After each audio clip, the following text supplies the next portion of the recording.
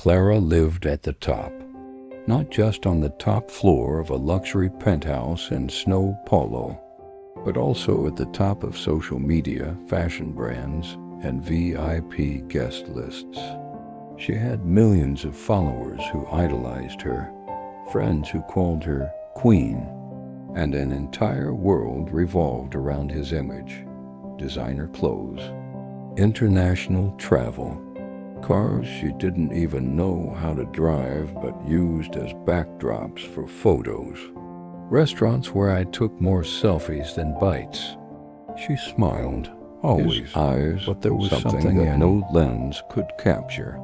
A silent absence, a void impossible to fill with likes or champagne. Because despite having everything, Clara didn't have the essentials. It had no roots. He had no genuine affection. I had no one to share the silence with. Her parents separated when she was still a child. The mother died shortly after, and the father, a successful businessman, preferred to deal with his pain by immersing himself in meetings and spreadsheets, forgetting he was crying alone in the next room. That's how Clara grew up, surrounded by everything except love, with money in hand, but need in the chest. The only one who still tried to maintain a bond with her was Donna Aurea, her maternal grandmother, a simple woman from the countryside who wrote letters by hand and sent homemade sweets by mail. But Clara rarely responded.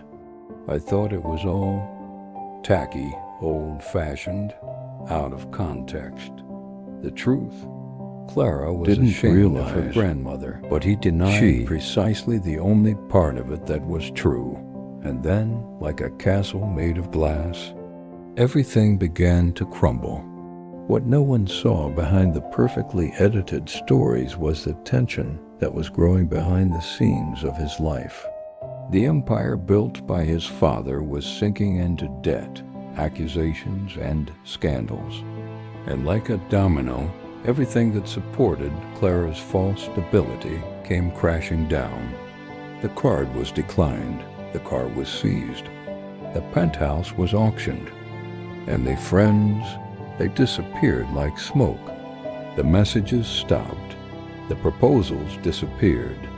Even the fans started to mock the fall.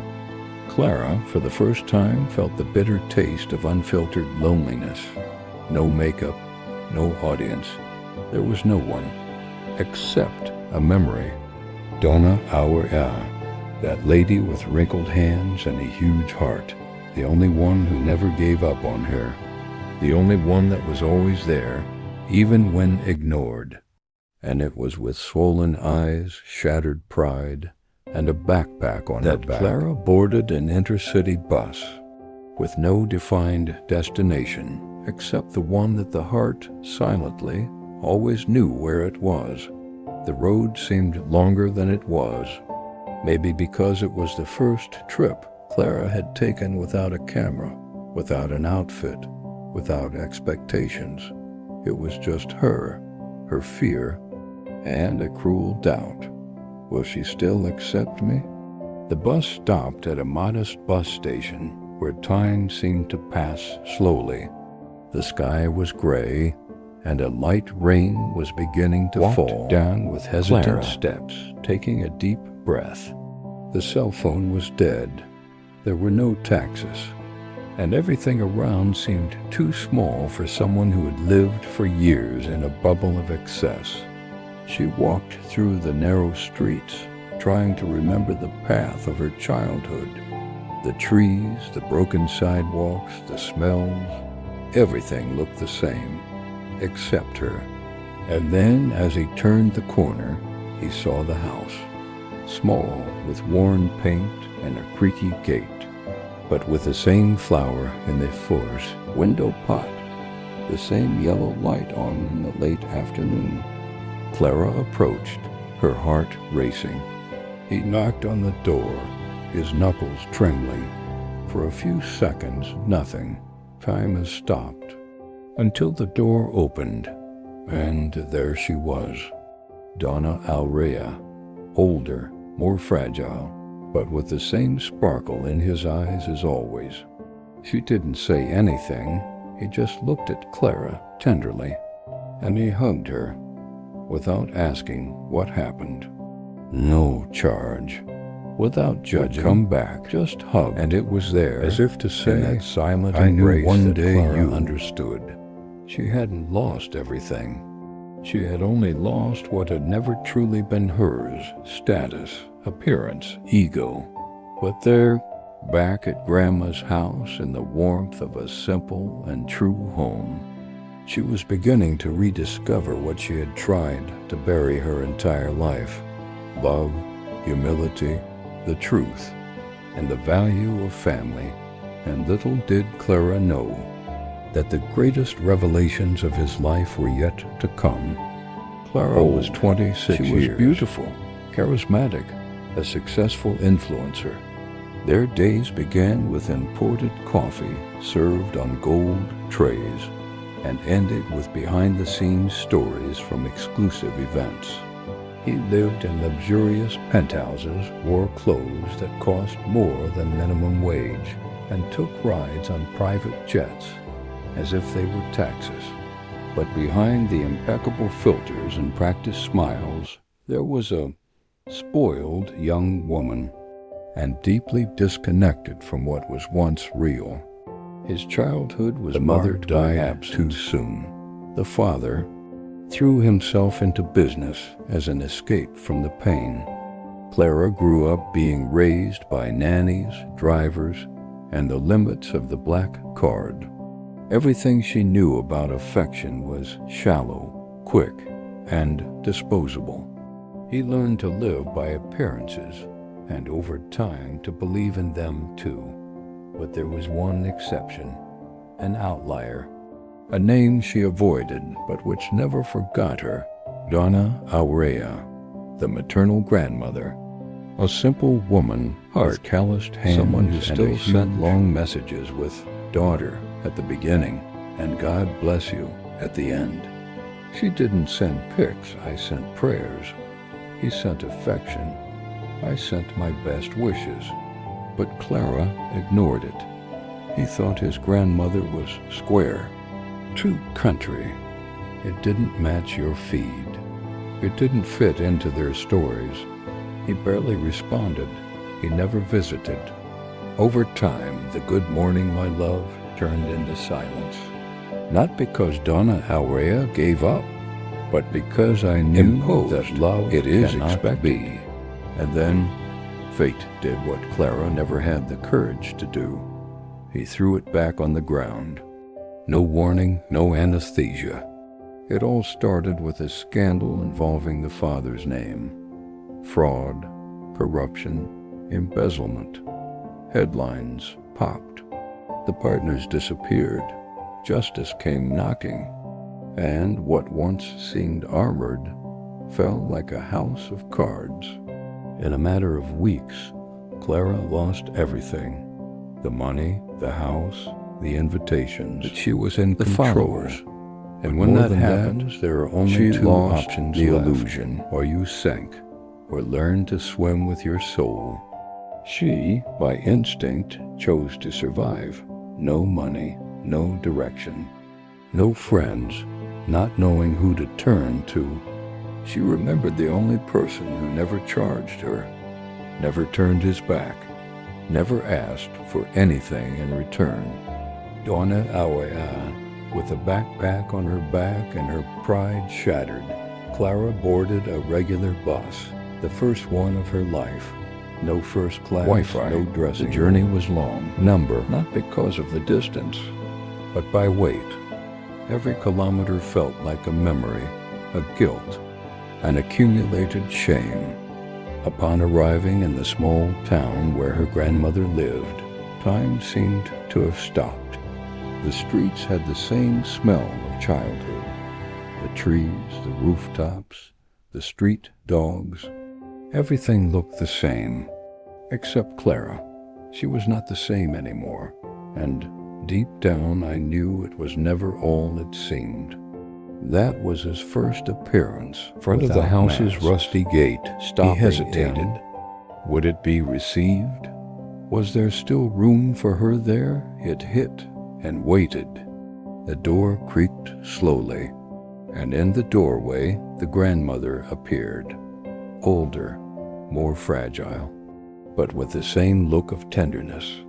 Donna Aurea didn't ask anything. He didn't demand an explanation. He just opened his arms and hugged. Clara cried. For the first time in a long time, not because I lost everything, but for finally having found it again. What Clara didn't really matter yet. That humble house hid secrets from the past, truths that could change everything, and that, perhaps, she had more to learn there than anywhere else she had ever been, because sometimes you have to lose everything to understand the value of a single person who never left you. And you? Would you recognize someone's worth before you lost them? In just 3 months, everything fell apart. First, it was a discreet news on the internet. Then came the headlines, accusations, money laundering, fraud in public contracts. Clara's father's name became synonymous with scandal, and with it came the weight of ruin, blocked cards, frozen accounts, properties confiscated one by one. The lawyers said it was just a phase, but reality didn't wait for comfort. Overnight, Clara went from being a beloved influencer to an ignored shadow. Brands stopped responding. The invitations have stopped. The friends disappeared. The cell phone stopped ringing. No, but her, no money, without having anyone to count on. And worse, too embarrassed to ask for help. Behind the scenes of the fall, no one saw it. No one posted. No one called to see if she was okay. And it was in this painful silence that Clara realized something. She never really had anyone to count on. Unless for one person, the one that was always there, who never asked for a like, never judged, and he never stopped loving. Donna Aurea. Time that great morning, no makeup, took a bus, no designer bag, without looking at the camera. The journey seemed too long, perhaps because it carried the weight of all the wrong choices. Upon arriving, he felt the world shrink. The streets were narrow, the houses simple. But there, something felt safe, familiar. When she knocked on her grandmother's door, Clara was in pieces. Pride has completely crumbled. And then she heard, "My daughter, you took too long to come back." Donna Aurea's voice carried no disapproval. "I saved your place."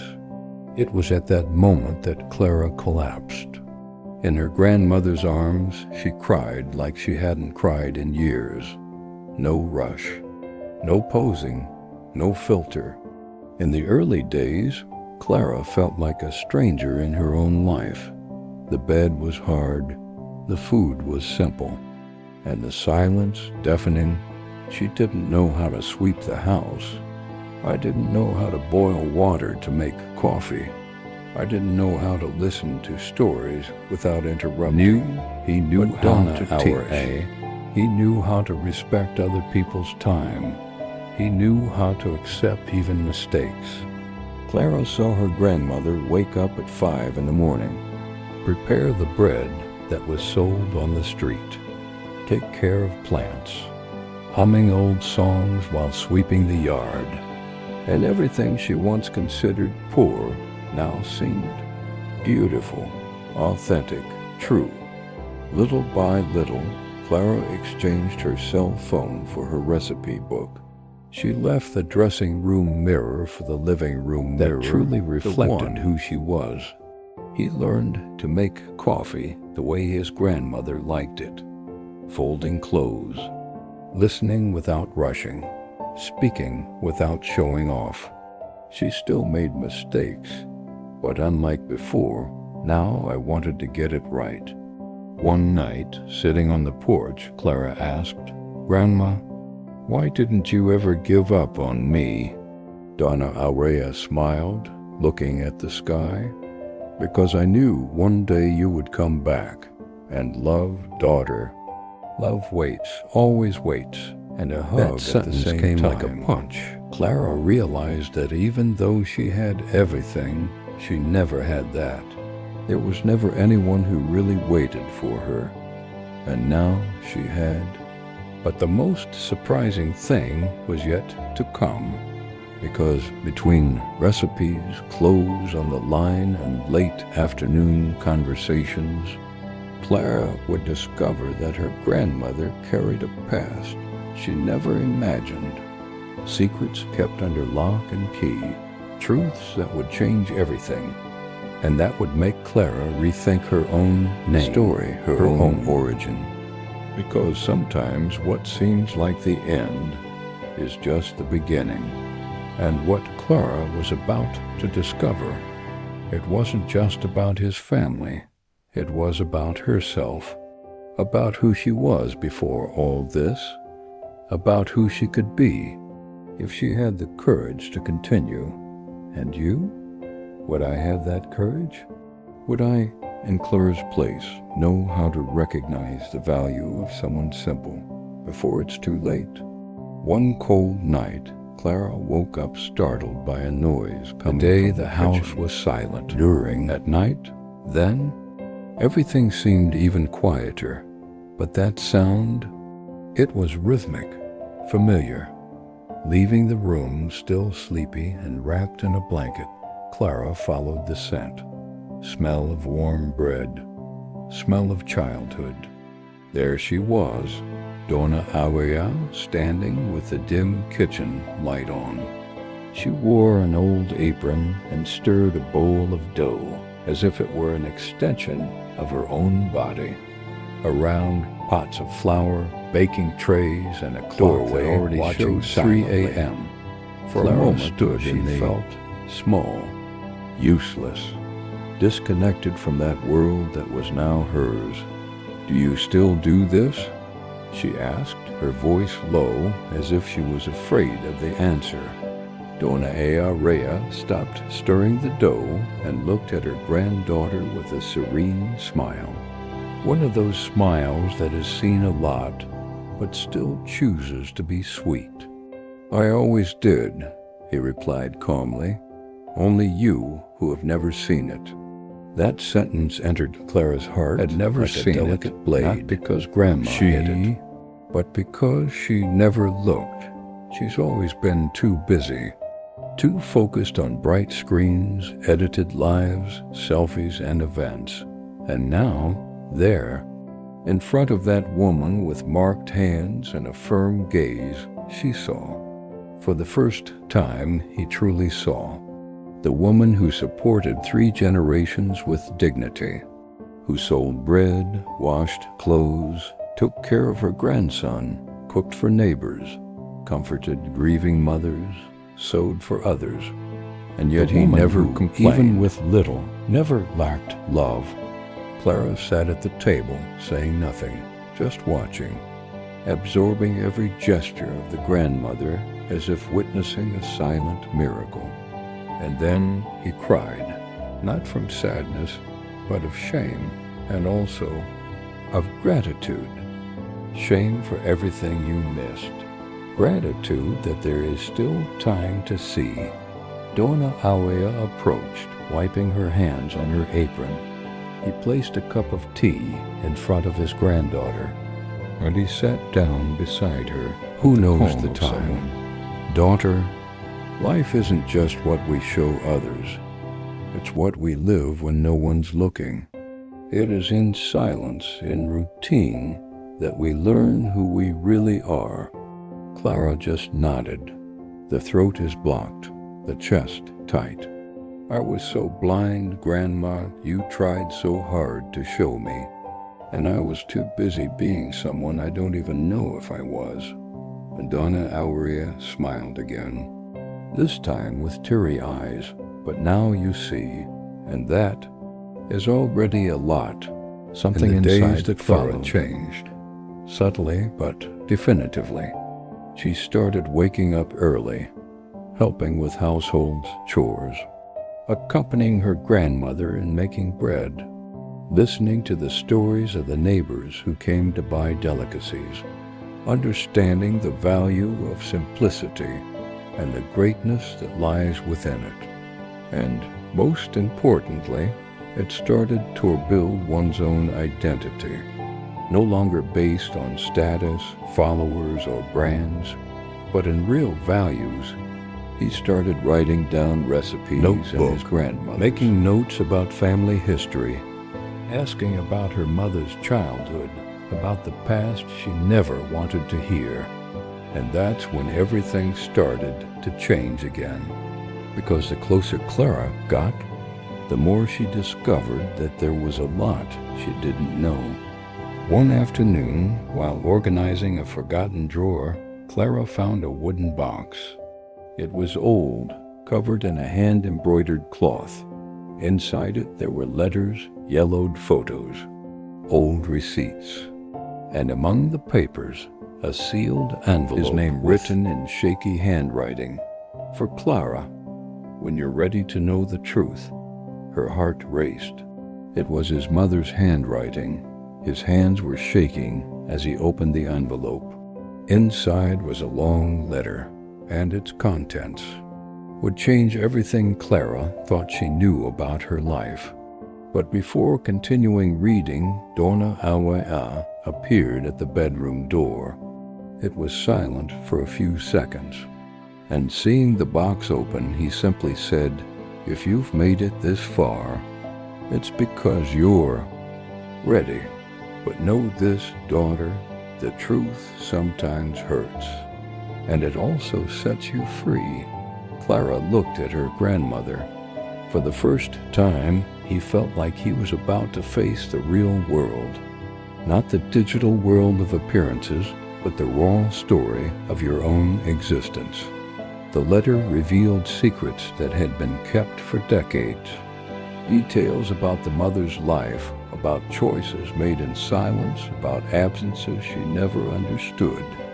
And more than anything, a Buddha named Clara never expected to read. Again, a name that would awaken memories, doubts, and a new journey.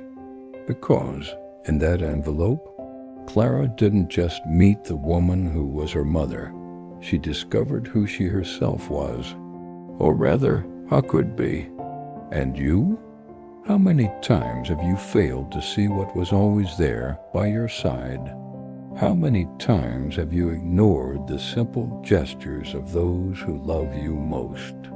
Are you looking or just skimming through life? Clara's story is far from over. In truth, she's just getting started. Next chapters, she will need to confront the past, make difficult choices, forgive, and maybe be forgiven. Because growing up hurts, but ignoring the truth hurts even more. If this story has touched you so far, if you also believe that every life has something to teach, so stay with us, because Clara's life may very well be a mirror of yours, and sometimes all we need. It's seen for the first time. Today, Clara still lives with Donna Awea, that luxurious penthouse with city views, as well as advanced commercial partnerships, filters, and millions of followers. But for the first time, she feels like she has it all. Grandma's house is small, with weather-stained walls and a floor that creaks with every step.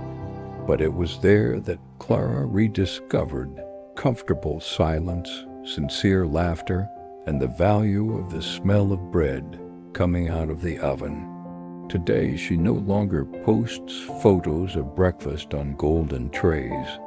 She serves freshly brewed coffee in simple cups alongside her grandmother as they exchange stories she now listens to with an open heart. Clara learned to make bread with her own hands. In the beginning, I missed the point, burned the bottom, cried in frustration.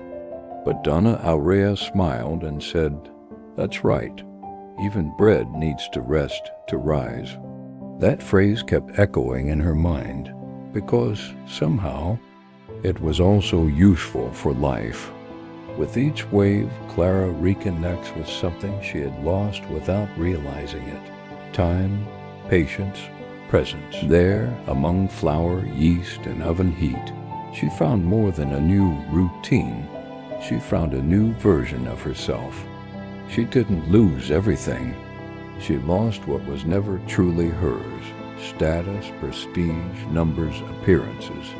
And in return, he got what no amount of money in the world could ever buy: roots, love, family.